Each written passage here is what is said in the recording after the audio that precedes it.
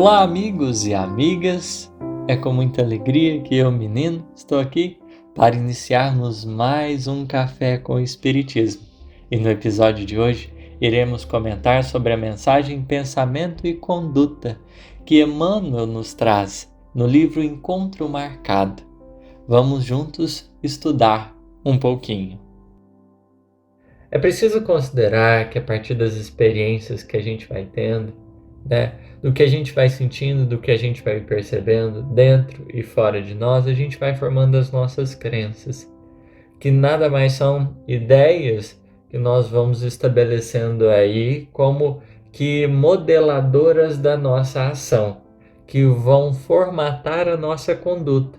Olha a importância aí do tema, porque o título da mensagem que a gente está estudando é Pensamento e Conduta. Então, de onde que surgem as nossas condutas? Qual é o parâmetro delas? São as nossas crenças, que partem da nossa liberdade de consciência, ou seja, Deus, ele é tão misericordioso que ele criou realmente a gente livre para estabelecer dentro de nós os parâmetros que supomos mais adequados para direcionar a nossa vida.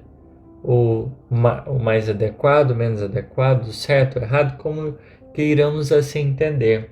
Por exemplo, estando uma pessoa, determinada cultura, ela vai ter contato com costumes, com uma forma de agir e de pensar. Mas essa pessoa, dentro dessa cultura, ela pode acolher, o que o ambiente está propondo ou não.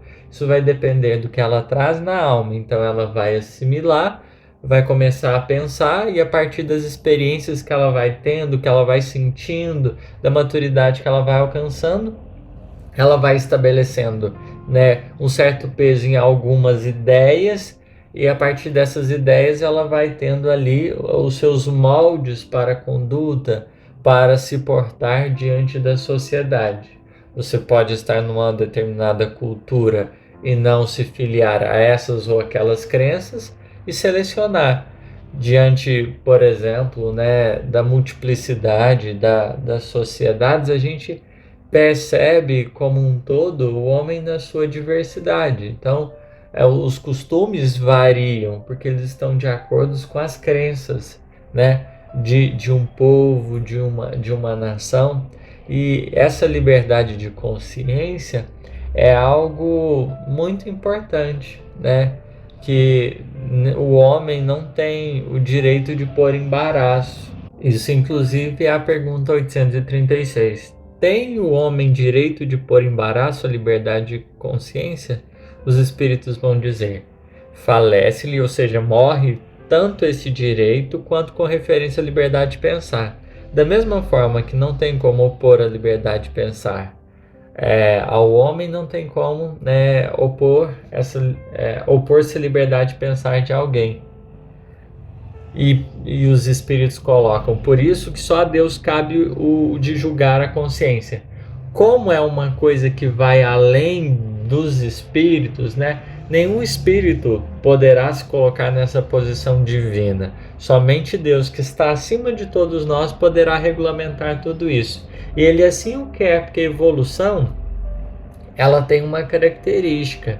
Ela não é produto do acaso, ela é fruto do trabalho, do esforço e do empenho.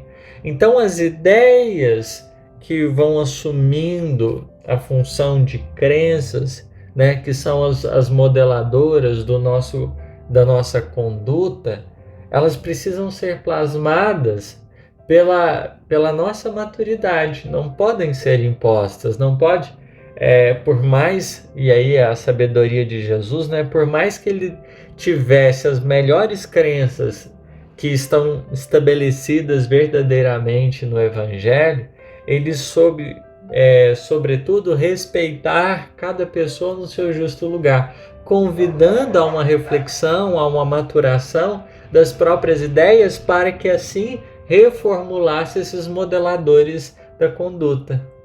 O Cristo veio convidar para a vida mais alta todas as criaturas, porque através da sua presença, ele foi mostrando ideais novos que verdadeiramente representam os ideais divinos.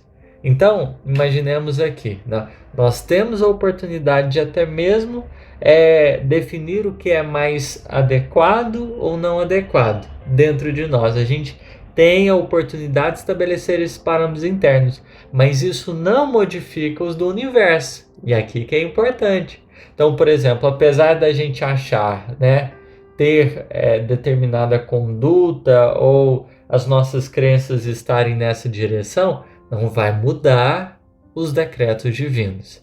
Por isso que só a Deus cabe julgar a consciência, porque é as leis dele que tudo regulamenta. E não são os homens, né, que de fato vão assumir esse papel. É uma coisa do homem para com Deus e de Deus para com o homem. É uma coisa muito íntima. Por isso que Deus vai conversando com a gente na intimidade, tentando nos mostrar uma direção. O pensamento dele interage com o nosso. Porque o que a gente cultiva como crença é como se fosse o que a gente quisesse estabelecer no nosso mundo lá fora. E como Deus ele é responsável pelo universo como um todo, regulamentando tudo, né? Ele dialoga conosco, trazendo-nos as intuições, os parâmetros, para que a gente possa repensar aí. E a partir de então, com maturidade e entendimento, a gente possa melhorar um cadinho o coração.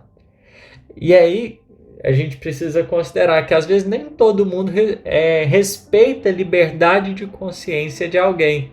O fato do outro ter as suas crenças, as suas possibilidades aí de conduta, e, portanto, às vezes resulta em embaraços. É o que Kardec pergunta na 837. O que resulta os embaraços que se opõem à liberdade de consciência? E os espíritos vão dizer: constranger os homens a procederem de acordo com seu modo de pensar, fazê-los hipócritas.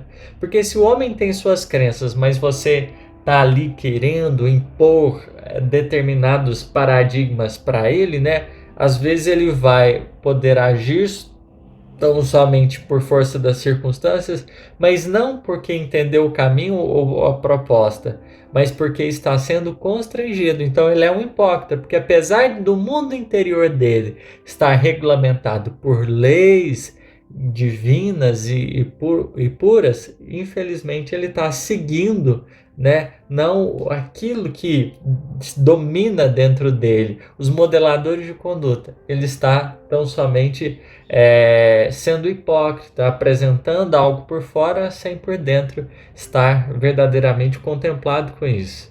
E aí os espíritos ainda dizem: a liberdade e a consciência é um dos caracteres da verdadeira civilização e do progresso, porque é essa possibilidade que a gente vai ganhando de raciocinar, de pensar e de entender o melhor para a gente, de seguir a vida mais alta. O Cristo convoca as criaturas para perceberem, se darem conta das crenças divinas. E é onde a gente precisa pensar bastante, refletir e meditar na extensão do Evangelho. Que Deus nos abençoe e até a próxima.